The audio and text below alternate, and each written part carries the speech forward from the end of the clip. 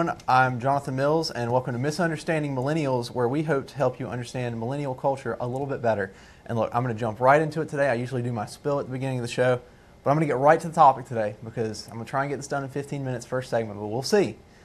So I was actually working Tuesday afternoon when the Buzz in Martinsville was live, and Charles was requesting critiques and criticisms about the Misunderstanding Millennial show.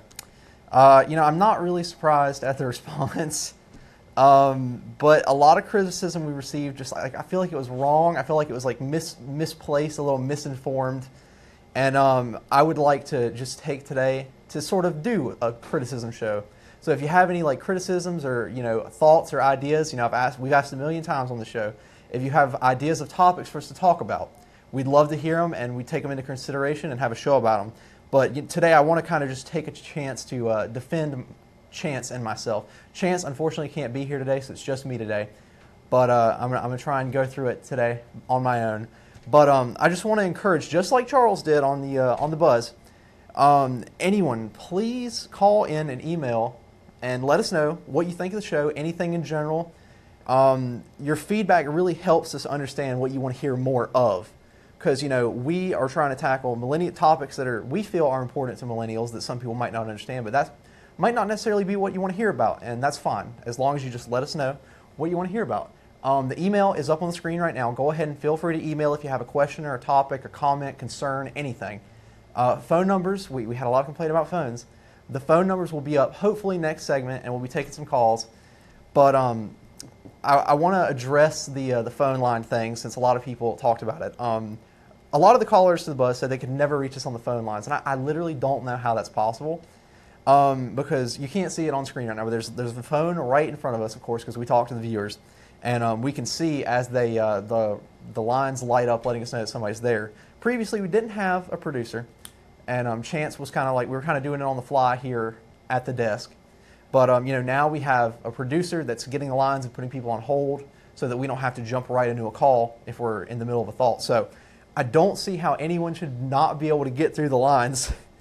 But definitely try. If you can't get through the lines, just email us. Let us know. Say, hey, we can't get through the lines. It's as simple as that, and we can look into it during the break and hopefully get it fixed. Well, to begin, let's look at the definition of the millennial generation, since it seemed a bit misrepresented during the Buzz this past show on Tuesday. A lot of people called in. I think even Charles himself was having a hard time trying to pin down what exactly millennials are.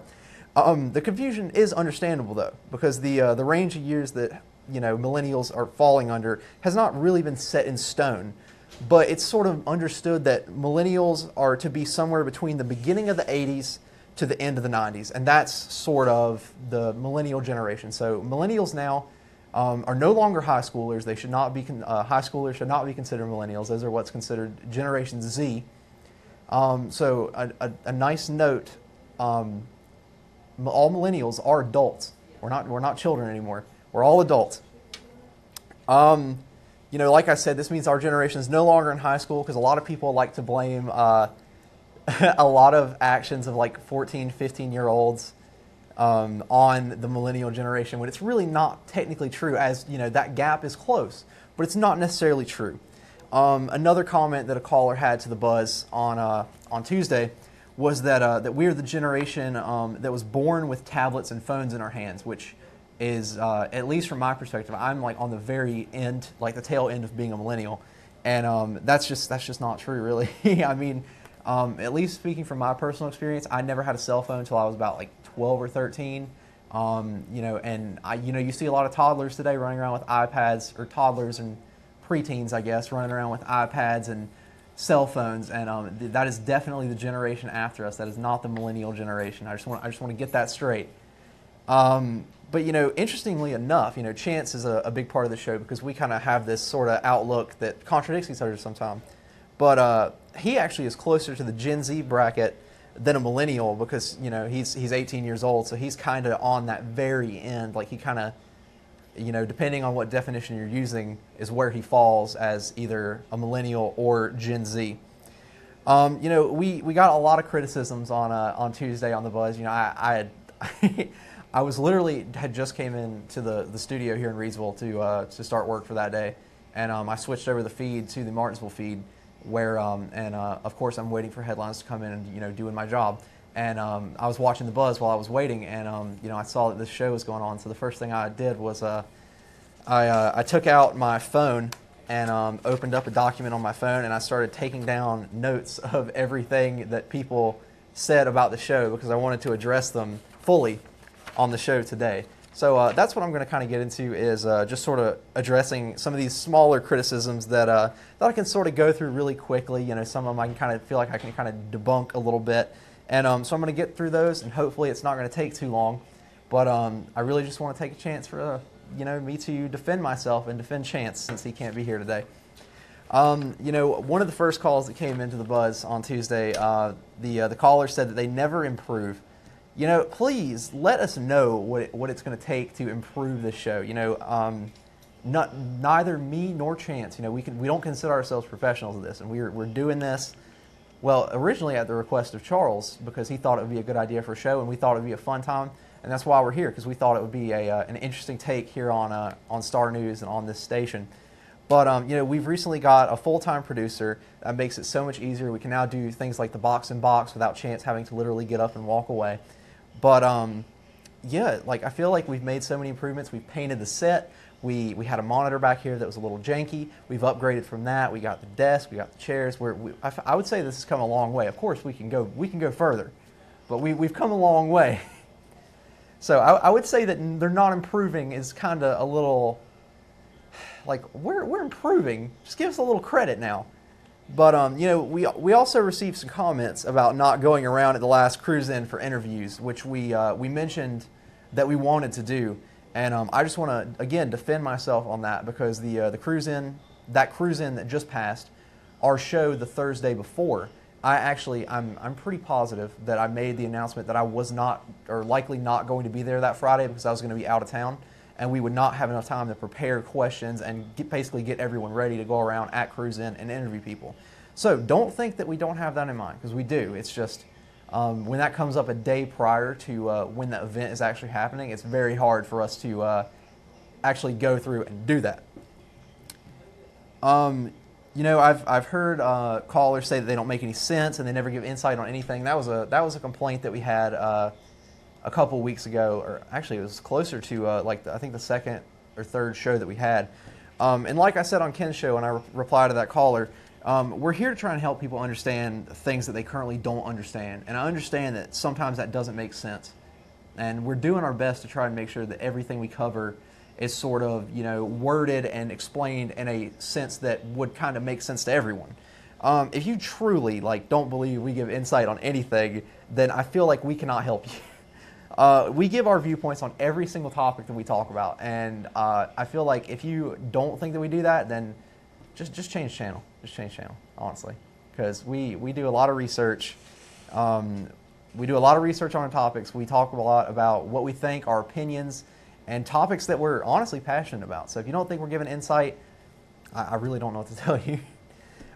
We got a comment on our research before, and unless I'm mistaken, I think the only thing that we've ever gotten wrong, and it was almost I would say, I'll give this to you guys. You guys caught us in this one, but it's almost so minuscule that it doesn't even really count. When Chance said something about, I could, quote Chance, I could just walk, I'm 18 now, I could walk into Walmart and buy an AR-15. And we immediately got an email saying, oh, well, you can't buy AR-15s at Walmart. You're right. Don't worry. We admit our faults. But, it's sad that we got that wrong, but it's okay. So, okay, we have a visitor coming through that's going to see. This is what we talk about improving. We improve every week, but it happens. Sometimes you got to work with what you got. But that's all right. No ill will. Let's see. We get a lot of comments talking about the fact that we talk about technology so much. Welcome to 2018. This is the 21st century, I believe, isn't it? Sure, we'll go with that. 2018. Technology is literally the basis of society. The reason that we talk about technology so much is because it's so prevalent in our lives. I just think it's kind of ironic that somebody would call in to the Buzz and say something. I think one of the quotes that I had written down was, they spend 70% of their time with their phones in their face, and we try to provide some sort of insight as to why we're so, addicted, as you could say, to technology, and we rely on it so often. But when we talk about technology, people don't like it. So we're trying to give you insight on it. That's all we're trying to do. And if you don't want insight on it, that's fine. But we're just trying to help you understand as to why millennials are so intrigued by technology and need it so much in our daily lives. So, I mean, it's just kind of one of those things where it's like, I don't know why you wouldn't want us to talk about it, because that seems to be like the majority complaint to millennials.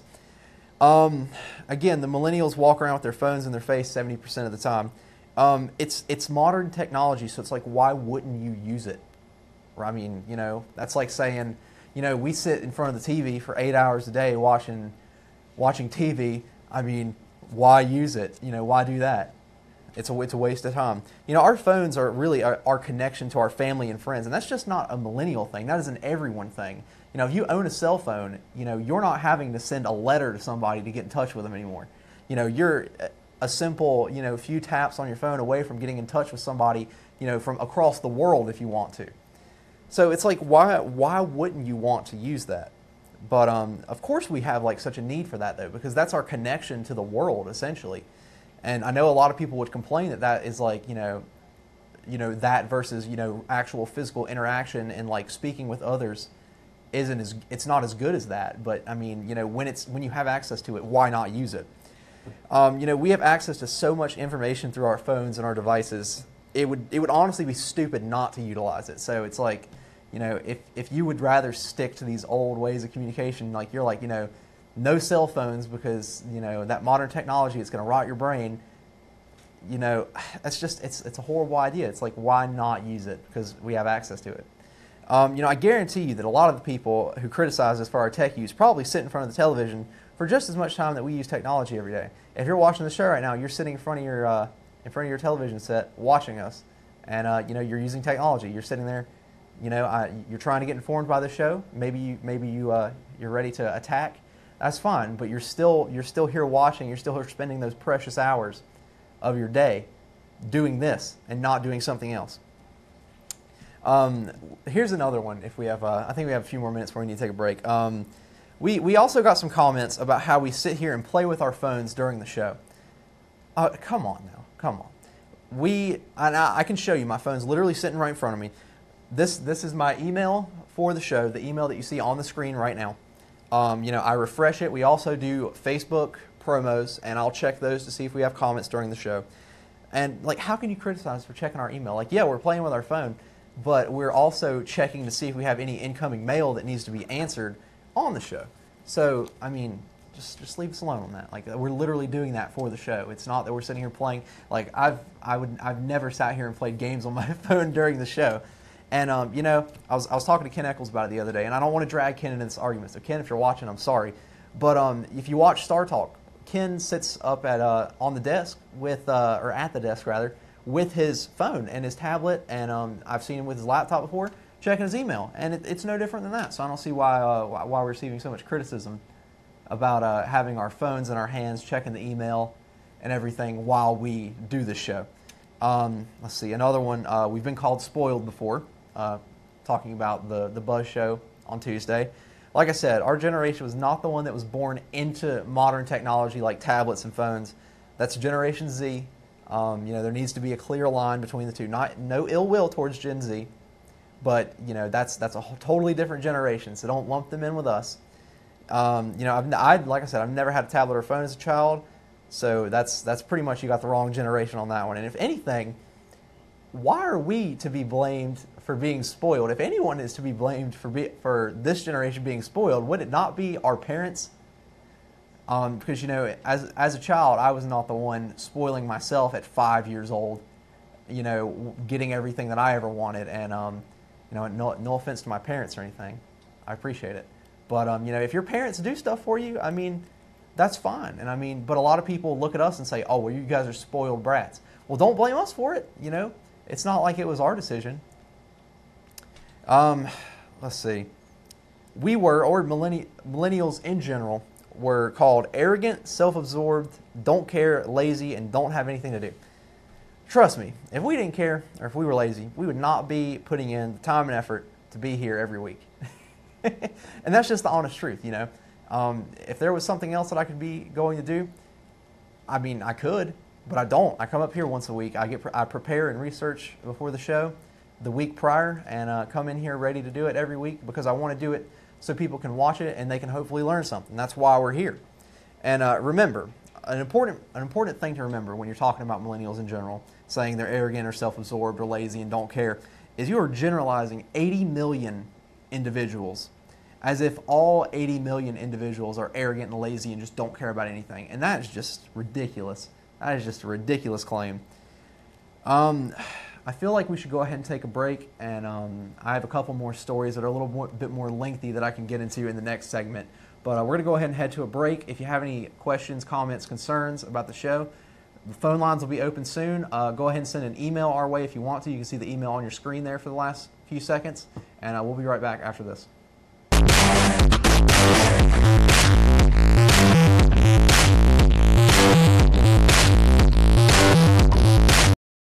It's tax time, and it's time to call Nick Bello. Hi, my name is Nick Bello, the credit master.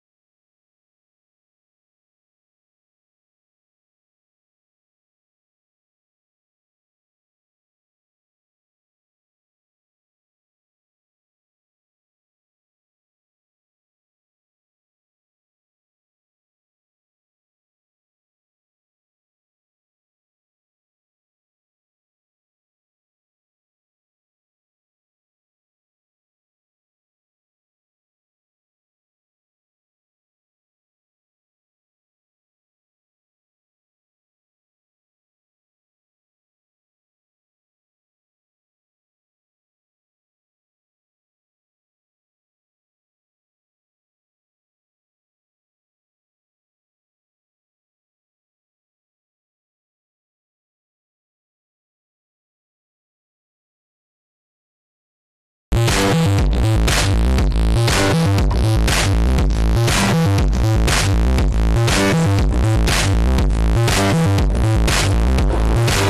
everyone, and welcome back to Misunderstanding Millennials. Before we get into a little bit more of our topics, we just got an email that I want to address. The emailer says, "Hey man, I'm 64 and as addicted to my phone and my desktop as all you guys. I got my first phone in the 80s. It weighed 14 pounds. Never been without one since and never will be. But if we lost our power grid, I could survive, live on the land, and thrive. I'm a prepper and a little knowledge goes a long way. At 12 years old, I was fishing on the Dan River banks all weekend with a friend or two. More would come and go.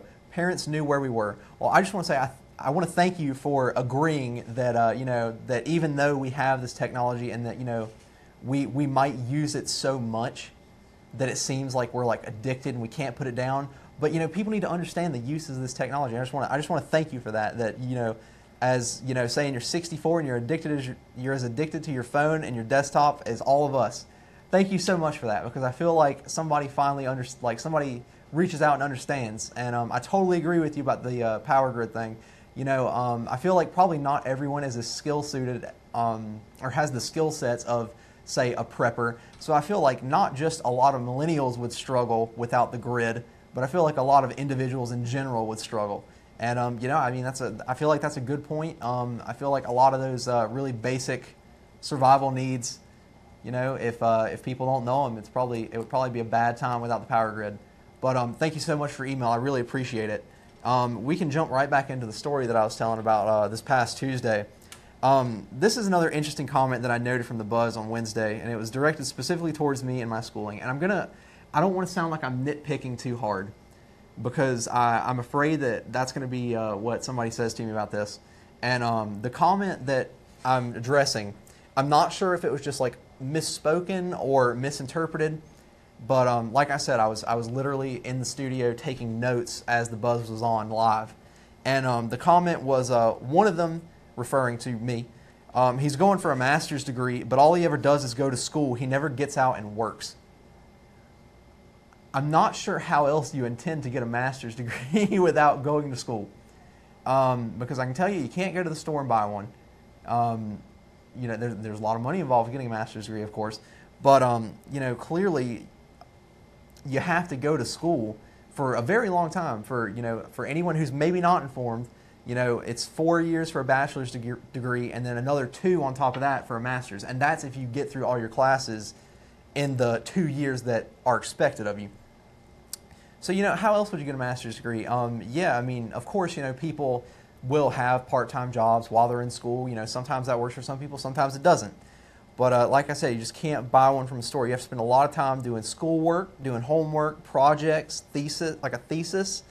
And, like I said, that might just be misspoken a little bit, but I think it's worth addressing, because I was like, oh man, there's only one way to get a master's degree, and it's to put in the time in school to actually do it.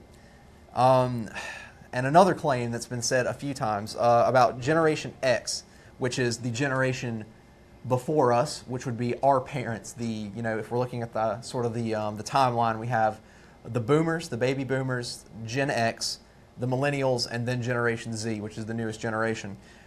Generation X is the hardest working generation.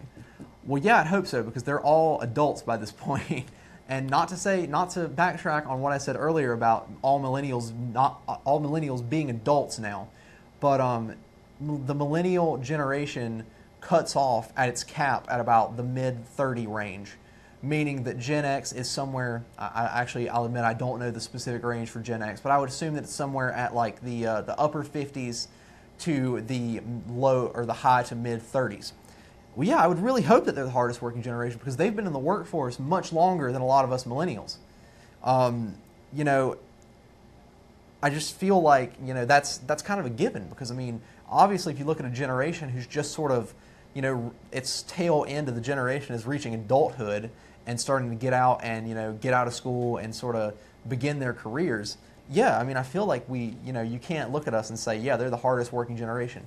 But with that being said, I've done a little research on millennials and their work habits and their overall status in the workplace that I want to share with you.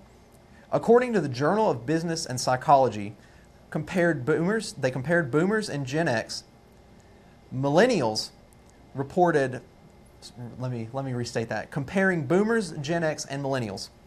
They reported higher levels of overall job satisfaction, satisfaction with job security, recognition, career development, pay and benefits, and the work itself.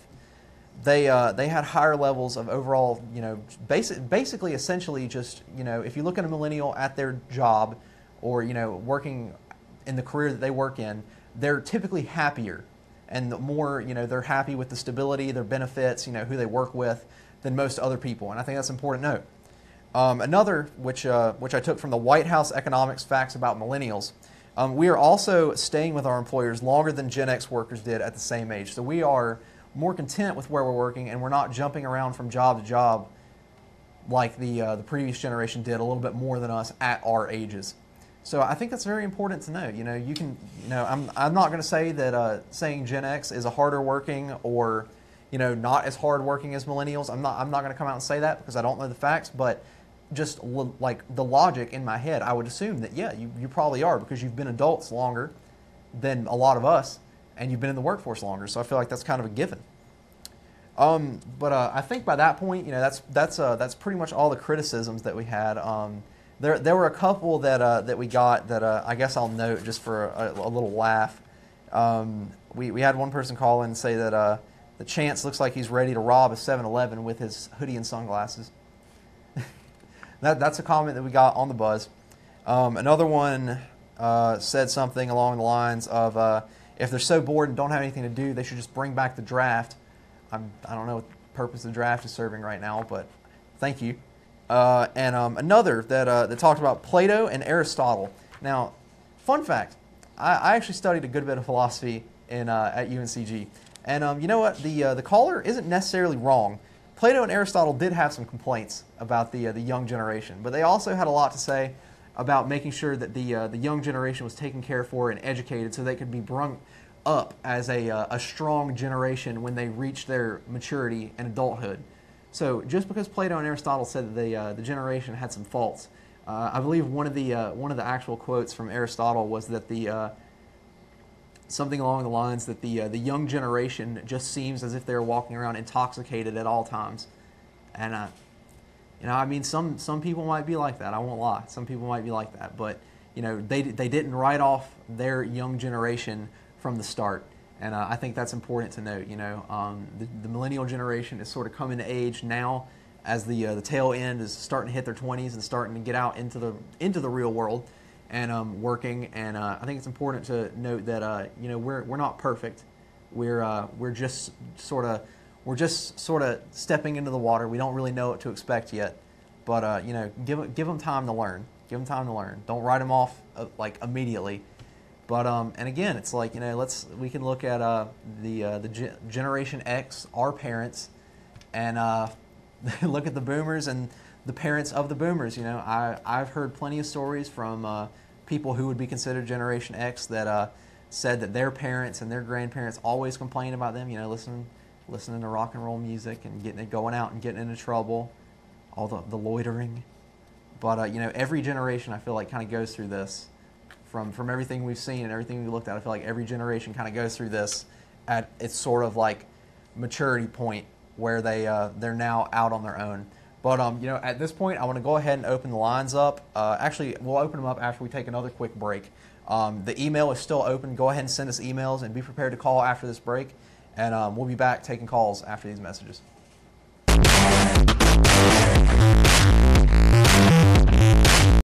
My name is Dana Weston, and I am the president of UNC Rockingham Healthcare.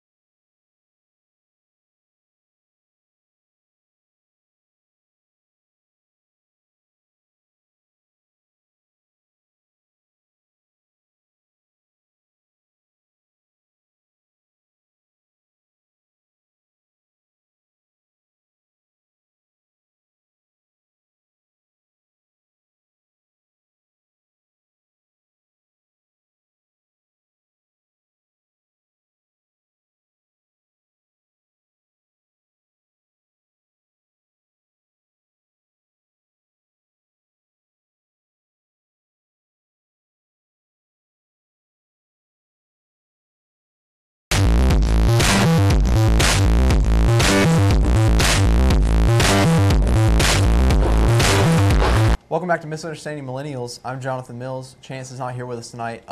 We've been sort of spending this hour so far sort of addressing some of these complaints that we had about the show, because I feel like we had quite a few come in, and I would like to hear from some people who either have some complaints of their own or that called into the Buzz on Tuesday. I would love to hear from some people who have some constructive criticism for me, for Chance, for the show in general.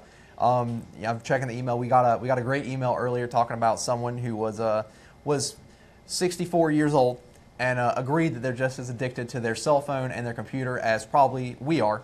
And it's great to hear from people like that who actually agree that this technology that's so important to us younger people it's not something to write off just because we spend so much time on it.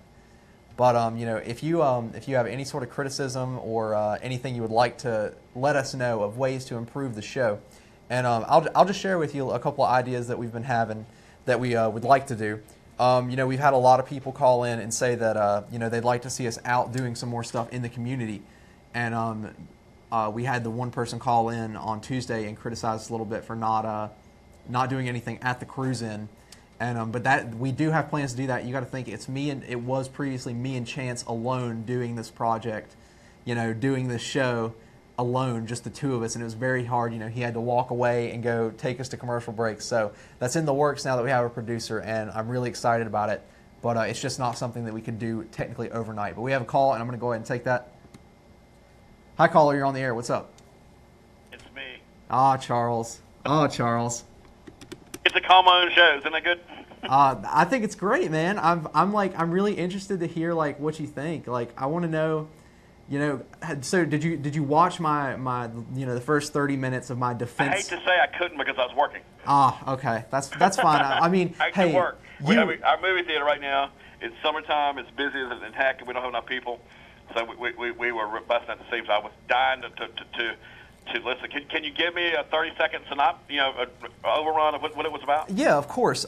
So basically on Tuesday, I had just got to work here in Reedsville right at 4 o'clock when we switched over the station to the Martinsville feed, where we had a lot of people calling into your show, The Buzz, with criticisms about my show, such as, things like they don't improve. You know what? People will talk crap when you're not there. You know that. That's, I try not to be I don't want to be like a super confrontational person, but I find it a little ironic that here I am sitting on my own show by myself, and not a single person has called with any criticism that they said on your show.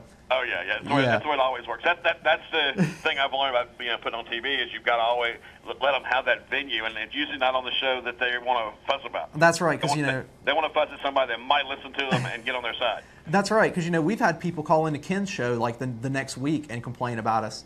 And what they don't know is that we're usually there working that week when they call. So Ken just pulls us over on the set and says, defend yourself.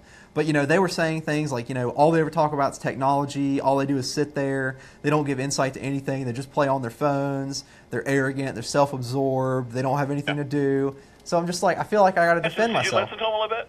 What's that? I mean, one of the things I have learned to do is you got to listen a little bit. Oh, of course. And that's the thing is we, me and Chance, we want to sit up here and we want to listen to people.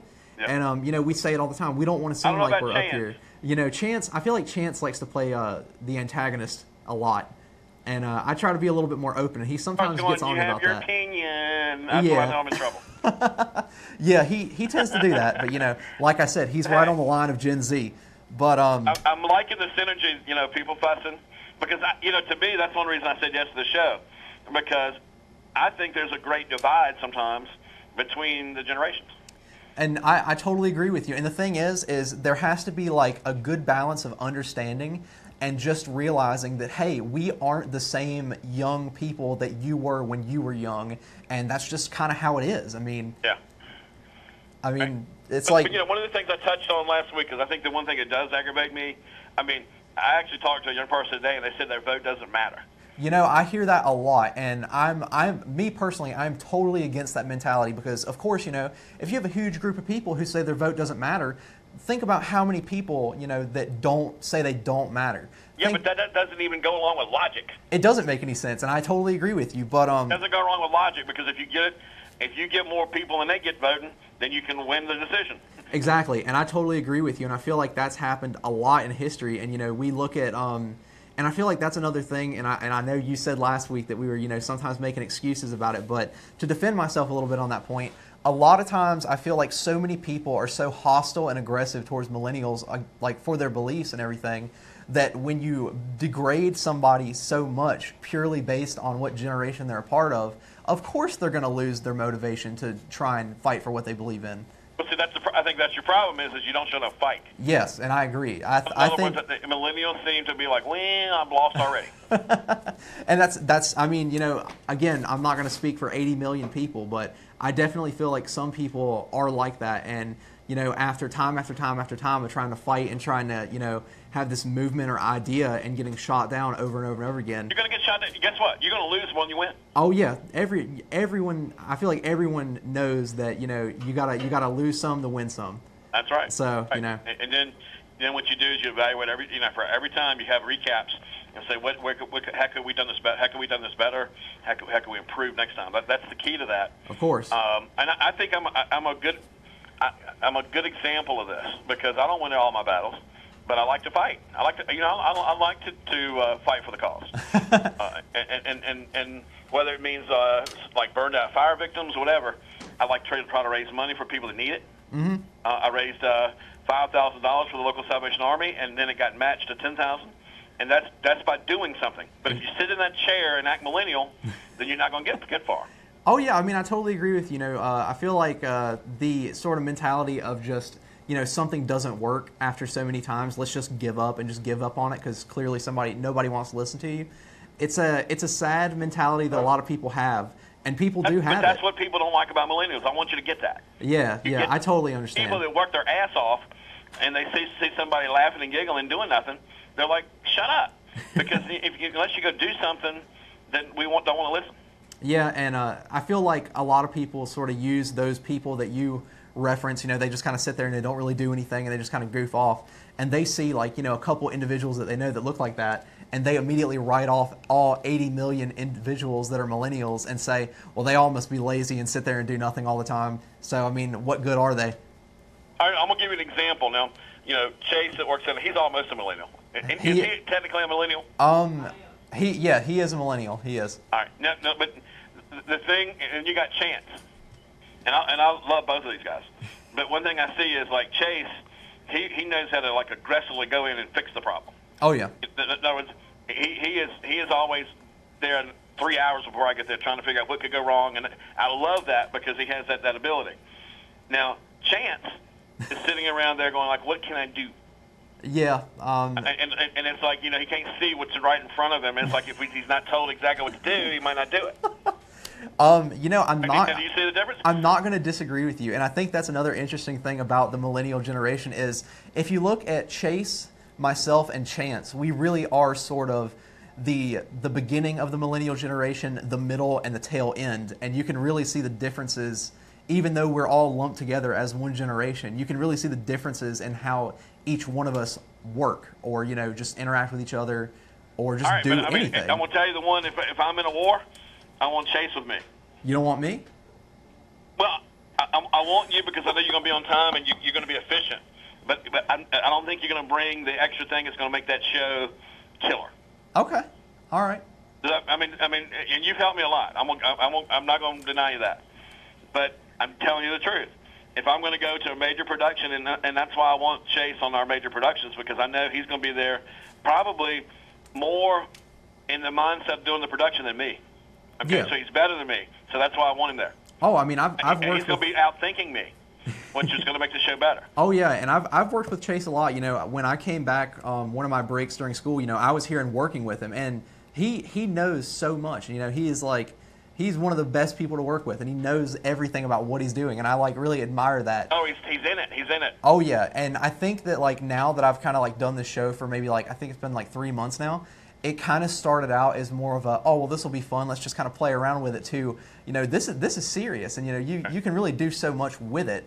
And one of the things that I said on the show last week was, I felt like in the beginning that it was going to be a little bit more lighthearted and fun, and we were just kind of going to talk about things that older people wouldn't understand, and just see how it goes. But hey, I mean, if you think that we should get controversial and start taking stances and try to make a huge impact, I mean, we can. To me, I'm worried about millennials because it's like they have to have like a bait or something to tell them which way to go.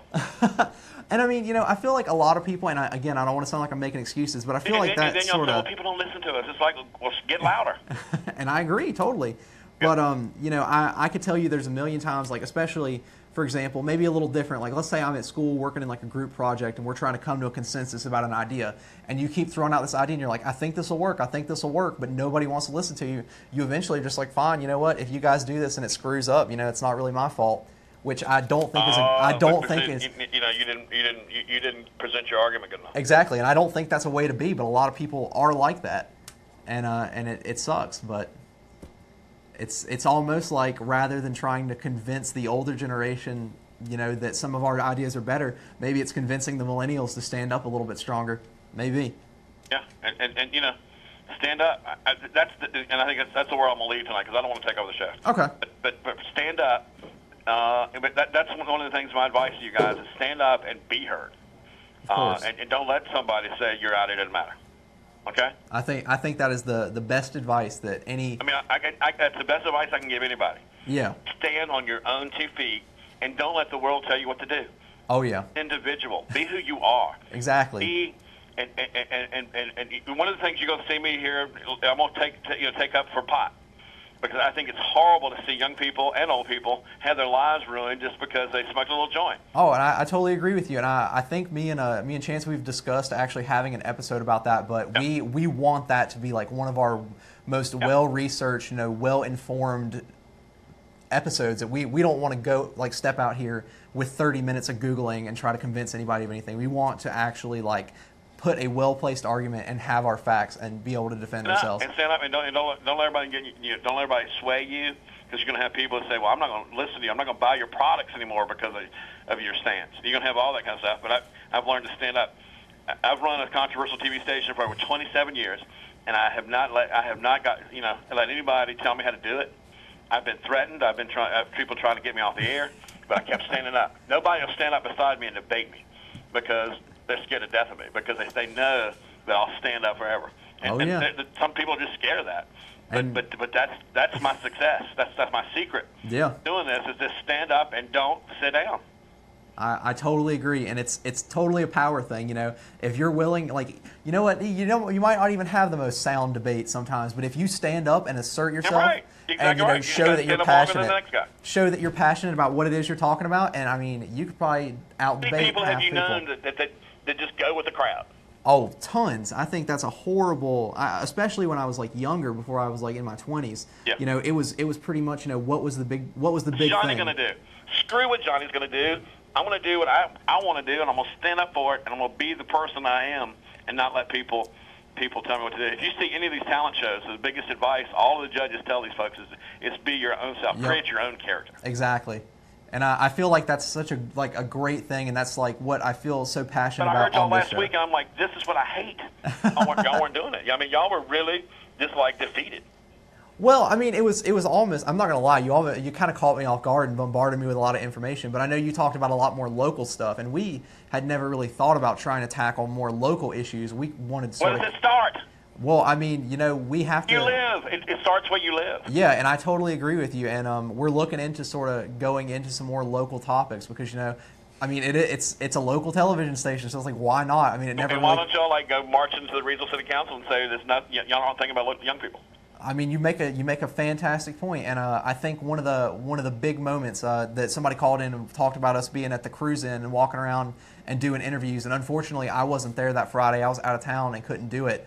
But next month, totally down for it. I want to walk around and I want to get people's opinions on millennials, what they think about I think them. it would be smart for 20 people to walk into city council and say, we'd like to be represented.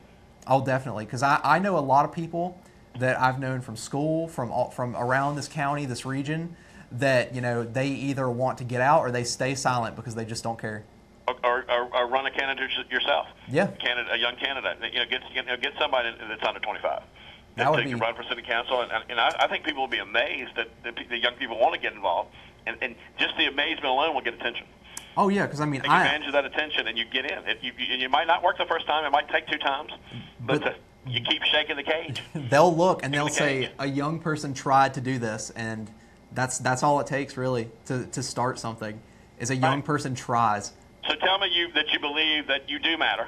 Oh, of course. I always have believed that I matter. I will say that I've had moments where, you try to talk to somebody or try to convey your idea, and you get shot down over and over and over again, especially by the older Never generation. allow it. You don't allow to be shot down. Yeah, exactly. You stand up taller. Of course. And, sometimes... You're going to listen to me. You might not agree with it, but you're going to listen to me. Sometimes you get beat down. Because you need to listen to my idea. That's all I'm asking. You don't have to go with it. Listen to it. Yeah. Listen to it. Yeah. And, and I'm going to tell you, and have some argument ready when they say it doesn't matter. Of course. Explain to them that it does matter, and this is why. Because if you turn around and they say, oh, well, this topic doesn't matter, let me tell you why it matters, and why not only why does it matter to us, but why does it matter to you? Right. Exactly. Right. And I hate doing this because I'm taking your show up. Give me one problem when somebody shot something down yours. One problem where somebody shot something down. Locally, I've been part of a few boards and planning events, and we've talked about things, and I'm talking like boards where I'm like the youngest person on the board. How did you get shot down? We would try to plan events, and I'm like, we need to have something that brings in the younger generation. Oh, well, they never turn out to our events anyway, so why even bother? Stop them right there and say that's a bad attitude. Exactly. And say I know 20 people that come if you just get them involved. Yep, and be ready to give 20 names of people that can get involved. Exactly. 20 names in your arsenal that will be a part of the process if they can become involved. And I'm even considering reaching out to people. Have ammunition. I'm even considering reaching out to people that I know on Facebook that I went to school with, and that that do like to get involved with stuff like that, and just being like, hey, do you want to come be a guest or talk on the show, or call in and we'll talk. Right. Get a millennial perspective. How can we be heard? Exactly, and I think can we be heard, and maybe people can give you tips and ideas. I'll help you with ideas of how you can be heard. Oh yeah, okay. I think that would be excellent. I think that would be a great thing for us to do. I feel like we started off wanting to be a little goofy and have some fun with it, but if we want to take it to that and we want to be a little serious about it and start a little movement, sure, why not? Exactly, and that's what would be awesome. That's what I love. Yeah, I'd love y'all to change the face of Rockingham County, and you can. Because I won't lie. When me and Chance were talking after the show last week, I'll admit we were a little riled up, but we were like the mood that we were in was all right. We'll show him right. that we can do it. Right. Well, thanks for not whining. Don't worry. No, okay. Not much whining will come out of us. Don't worry. When you whine, I give you tissues and say clean them off. Well, thank you so much for calling in. I feel like we really kind of got to an understanding about the gap of the generations. All right. 10-4. Thank you so much. Bye-bye. And I feel like maybe that's what we have to do. If that's what it takes, we'll do it. I don't want us to seem like we're coming off whiny by talking about all the criticism that's coming in, and I don't want to sound hostile, but Charles' show on Tuesday, he had about a dozen callers call in talking about our show, and I don't see anybody calling tonight other than Charles, and I've been watching the phone lines, and to be honest, no offense, Charles, but if somebody else had called in, I probably would have said, we got a caller, so let's go ahead and, check it out. But, I haven't seen anybody call in with any criticisms or anything. So, I would love to hear it. We have a call coming in now. I'll go ahead and take it. We're in our last, 2 minutes. Hi, caller. We have about 2 minutes left. Go ahead. I know. I've been trying to call for 17 minutes. Charles took up 17 minutes of your time. I've been trying to get him off. I'm so sorry. You should have called the other line, man. I'm sorry. Making a joke out of it. It's cool. It's cool. Look, I'm going to send you the email on 64, and it's like, if I'm sitting here and a commercial will come on, I've seen something, I'll either ask my phone what it was, or I'll jump up and run to my desktop, and I'll get the information and find it out and come back and sit down before the commercial's over. Mm-hmm. That's right. It's and you guys, people don't understand how much knowledge you guys have in your heads because you've got all this information that they've been skipped over with, and you guys have been stuck with, and you've learned it. That's right. It's crazy to think how much information is just at the tip of our fingers, just on our cell phones. And and to be honest, there's probably so many useless facts that I've learned just by reading random things. But it's learning, it's knowledge, so it's not a waste. Me too. And gosh, I can't stay off of it. And time goes by, and next thing you know, 3 hours has gone by, and it's like, whoa, I just sit down. and people don't realize how fast the time goes by, and it's so much information. And I appreciate the knowledge that I can learn anything I want to off of that machine by asking it. Oh yeah, and you know, I'm really glad when I hear people that can appreciate that and don't immediately judge us for being on our cell phones. Because I mean, you know, and it might sound bad, but it really is our lifeline. You know, our friends, our family, all the information in the world, you know, is at our fingertips. So it's like, why wouldn't we use it?